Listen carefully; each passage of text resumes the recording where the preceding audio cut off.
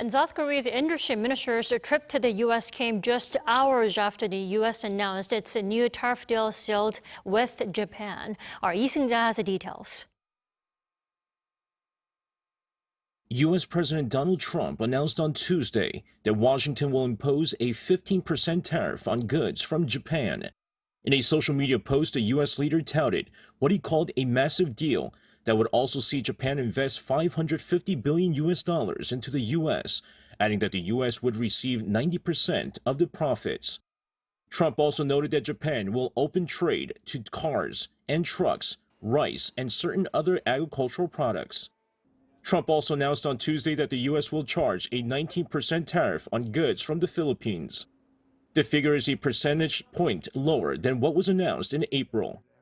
The announcement was made in a social media post, with Trump saying that Washington had reached a deal with Manila after holding talks with Philippine President Ferdinand Marcos Jr. at the White House.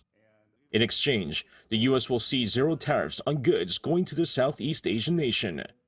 Meanwhile, the U.S. has agreed to lower the tariff imposed on Indonesia from 32% to 19%.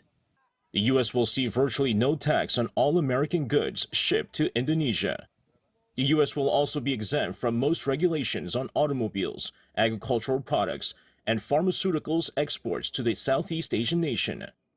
According to a senior Trump administration official, Indonesia will reduce tariffs to 0% on over 99% of the products from the U.S. and eliminate all non-tariff barriers.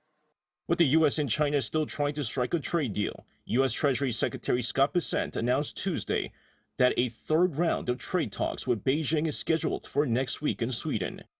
Speaking to Fox Business, Bessent said that he will be in Stockholm from July 28th to 29th with his Chinese counterparts, adding that they'll be working out what is likely an extension. Seung-jae, Arirang News.